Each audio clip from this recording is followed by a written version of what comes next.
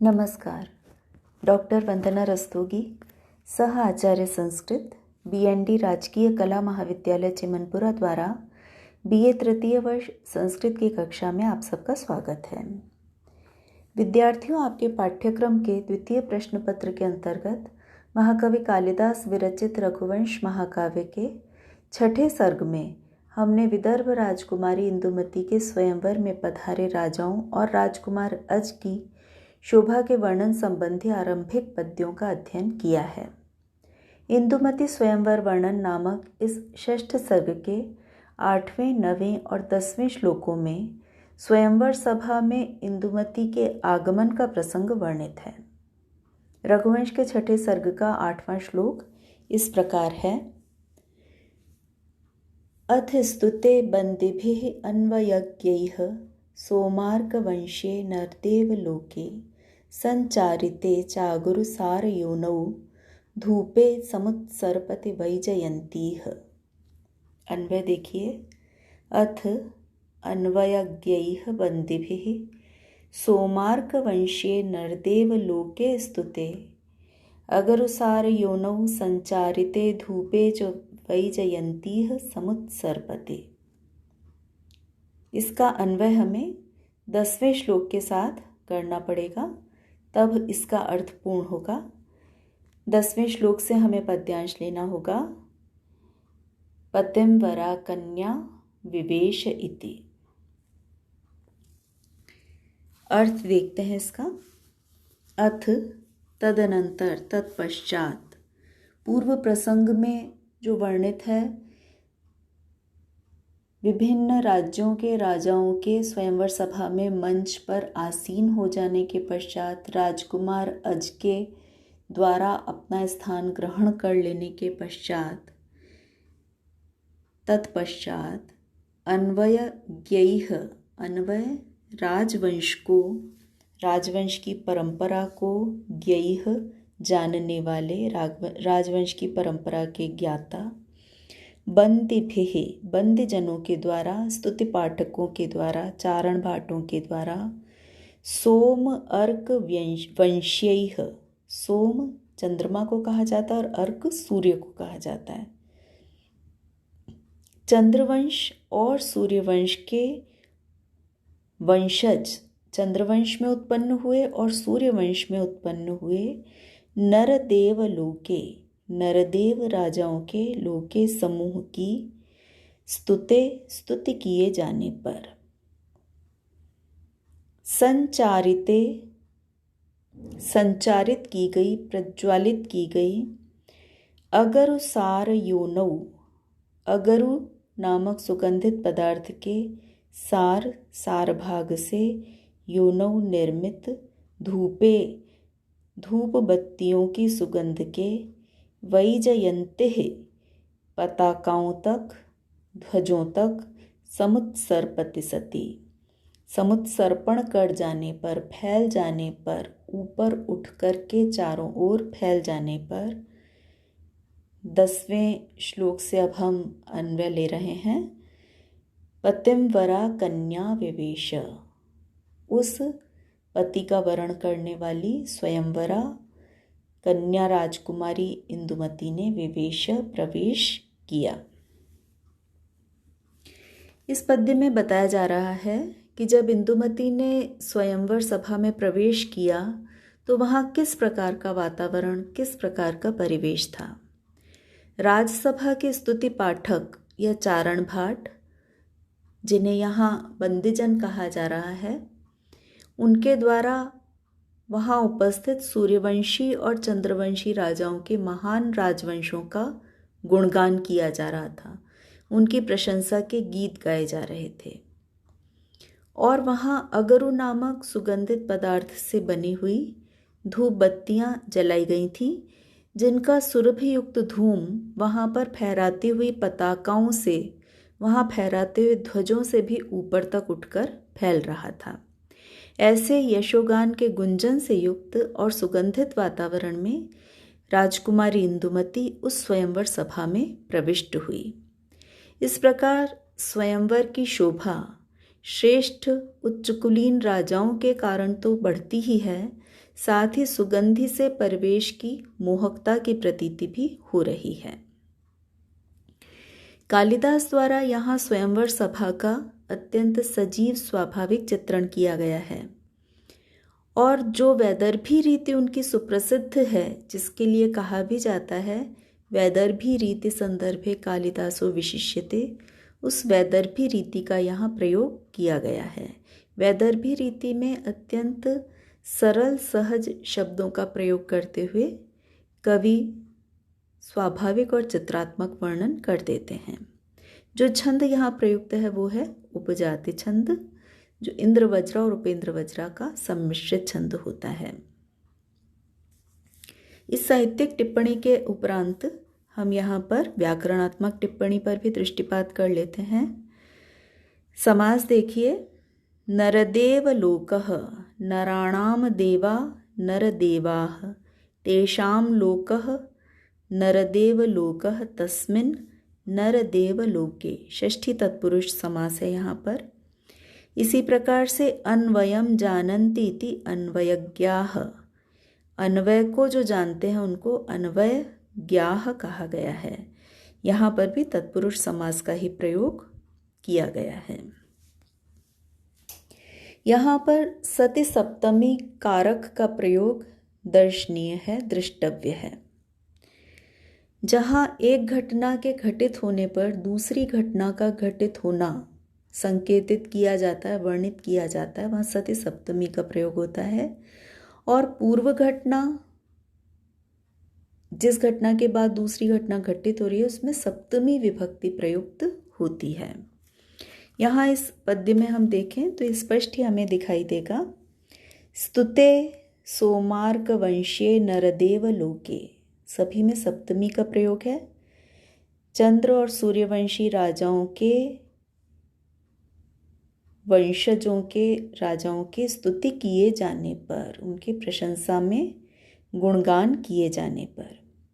इसी प्रकार से अगरुसार योनौ धूपे संचारिते समुत्सर्पति में भी सब में सप्तमी विभक्ति का प्रयोग है, जिसके माध्यम से बताया जा रहा है कि जब अगरुसार के धूप बत्तियों का धूम, सुगंधित धुआं वैजयंतियों को, पताकाओं को भी अतिक्रमित करके ऊपर उठ करके फहराने लगा, तब इंदुमती ने प्रवेश किया। तो इस प्रकार से यहाँ सति सप्तमी का प्रयोग किया गया है। 9वां श्लोक है, पुरोपकंठोपवनाश्रयाणाम कलापिनाम उद्धत नृत्य हेतौ प्रधमात शंखे परितो दिगंतात् तूर्यस्वने मूर्छति मंगलार्थे।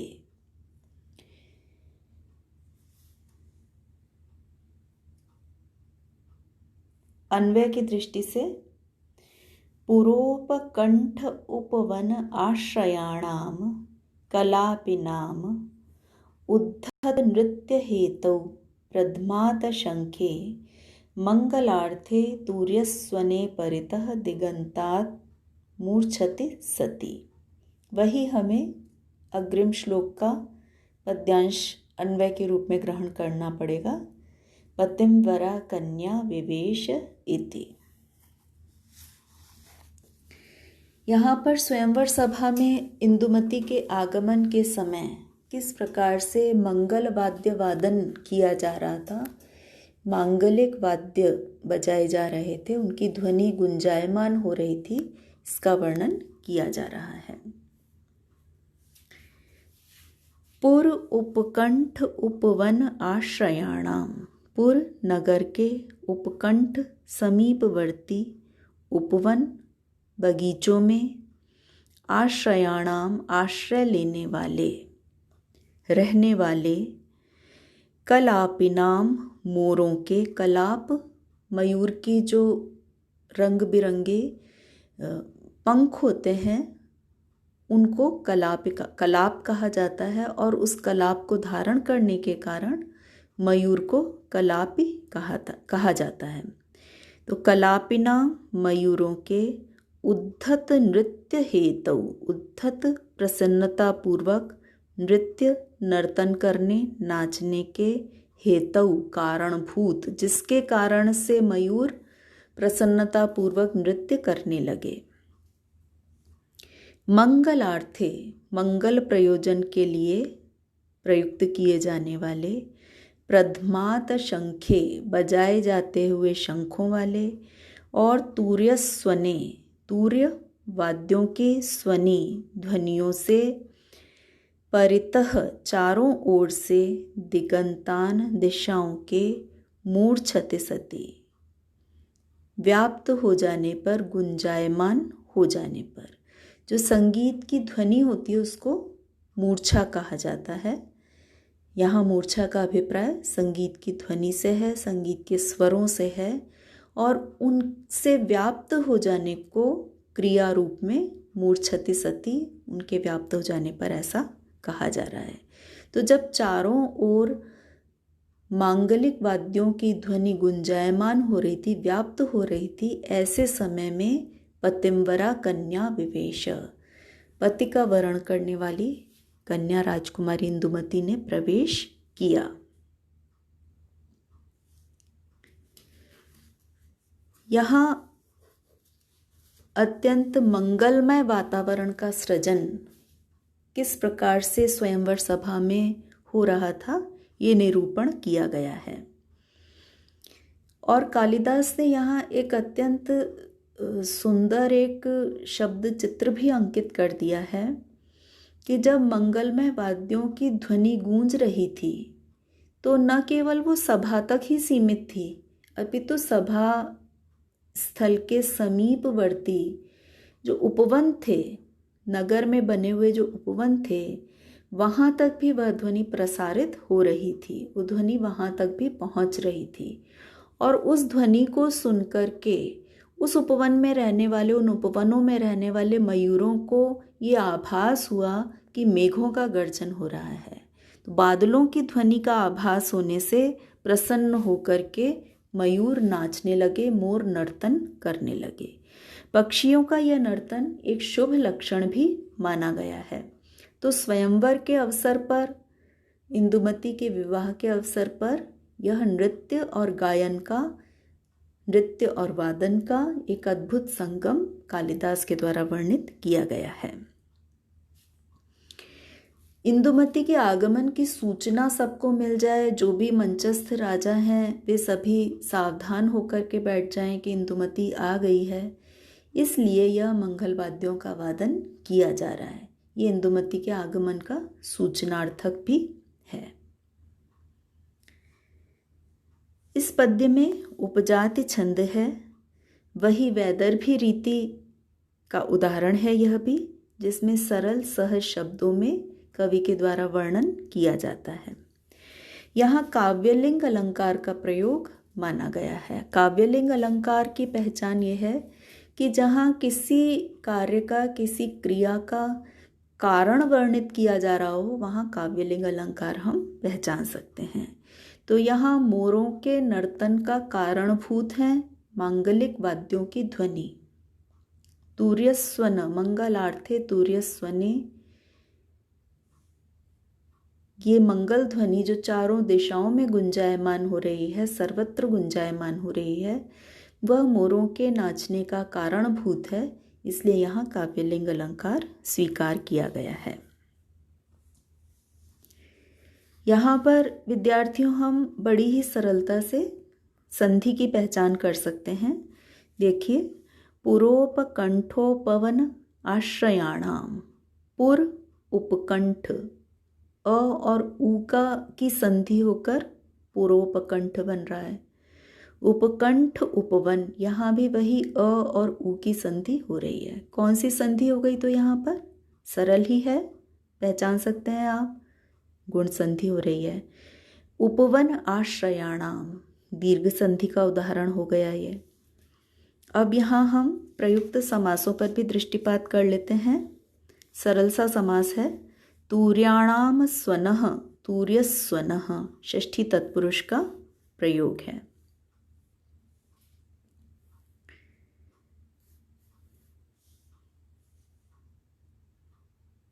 इसी से जुड़े हुए, इंदुमती के आगमन से ही जुड़े हुए 10वें श्लोक, जिसके साथ हम पूर्व के श्लोकों का अन्वय करते जा रहे हैं, उसे देखते हैं अब। मनुष्यवाह्यं चतुरस्त्रयानम् अध्यास्य कन्या परिवार शोभी विवेश मंचांतर राजमार्गम पतिंवरा क्लिप्त विवाह वेशा। अन्वय है, पतिंवरा क्लिप्त विवाह वेशा कन्या मनुष्यवाह्यं परिवार शोभी चतुरस्रयानम् अध्यास्य मंचांतर राजमार्गम विवेश। पतिंवरा, पति का वरण करने वाली, जिसके लिए ये स्वयंवर रचना की गई है। पति का स्वयं वरण करने वाली, क्लिप्त भली भांति धारण किए गए, विवाह वेशा, विवाह के अनुरूप वेशभूषा वाली, साज सज्जा वाली, जिसने विवाह के अनुकूल वेशभूषा धारण कर रखी है। स्वयंवर करते ही, पति का वरण करते ही विवाह होना है, इसलिए इंदुमती ने विवाह के अनुकूल ही साज सज्जा धारण की हुई है। ऐसी कन्या, अविवाहिता राजकुमारी है, इसलिए उसको कन्या कहा जा रहा है। ऐसी कन्या ने, कन्या के विशेषण दिए गए हैं, पतिंवरा, पति का वरण करने वाली, स्वयं वरण करने वाली, और विवाह वेश को धारण किए हुए राजकुमारी इंदुमती ने मनुष्यवाह्यम, मनुष्यों के द्वारा वहन करने योग्य, उठाए जाने योग्य, परिवार शोभी, परिजनों से, सखी जनों से सुशोभित होने वाले, चतुरस्त्रयानम, चतुर चार अस्त्र कोण वाले, यानम, यान को, शिविका को, पालकी पर, शिविका पर, पालकी पर, अध्यास्य बैठ करके, मंच अंतर राजमार्गम, मंचों के अंतर बीच में बने हुए राजमार्ग से, राजमार्ग में विवेश, प्रवेश किया। यहाँ मूल वाक्य क्या हो गया? पतिंवरा कृप्त विवाह वेशा कन्या विवेश। ऐसी कन्या ने प्रवेश किया। कहाँ पर प्रवेश किया? मंचांतर राजमार्गम, मंचों के बीच में विद्यमान राजपथ पर, राजसी मार्ग पर, सामान्य मार्ग नहीं है, राजसी मार्ग है, राजसी वैभव के अनुकूल मार्ग है, पथ है, उस पर उसने प्रवेश किया। किस प्रकार से प्रवेश किया, किस साधन से प्रवेश किया? राजकुमारी है, दुल्हन है, वह पैदल चल के नहीं आ रही है, अपितु पालकी में बैठी हुई है। चतुरास्र यानम अध्यास्य, पालकी में बैठे हुए, चार कोणों वाली पालकी में बैठे हुए उसने प्रवेश किया। पालकी के विशेषण दिए जा रहे हैं, चतुरास्र यानम के विशेषण दिए जा रहे हैं। मनुष्य वाह्यम, जिसे मनुष्यों ने उठाया हुआ था, उसके सेवकों ने उठाया हुआ था, और परिवार शोभी, चारों ओर से उसकी सखियों से जो सुसज्जित था। तो इस प्रकार अपनी सखियों के साथ में सुसज्जित सुंदर पालकी पर बैठ करके इंदुमती ने उस स्वयंवर सभा में प्रवेश किया। और उसका वेश कैसा था, उसकी सुंदरता के विषय में यहाँ अधिक कुछ न कहते हुए कालिदास ने केवल इतना ही कहा है, क्लिप्त विवाह वेशा, जिसने क्लिप्त, पूर्ण रूप से संधारित विवाह वेश को धारण किया हुआ था। ऐसी राजकुमारी के प्रवेश का यहाँ वर्णन किया गया है। प्रारंभिक अन्य दो श्लोकों के साथ यह श्लोक परस्पर जुड़ा हुआ है। ये तीनों ही श्लोक एक साथ ही जुड़े हुए हैं।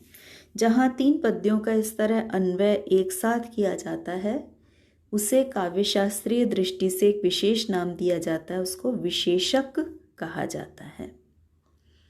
इस पद्य में भी विद्यार्थियों सहज स्वाभाविक वर्णन है, सरल शैली है, इसलिए वैदर्भी रीति है और उपजाति छंद है।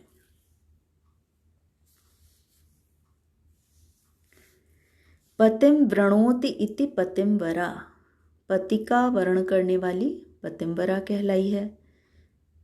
तत्पुरुष समास है।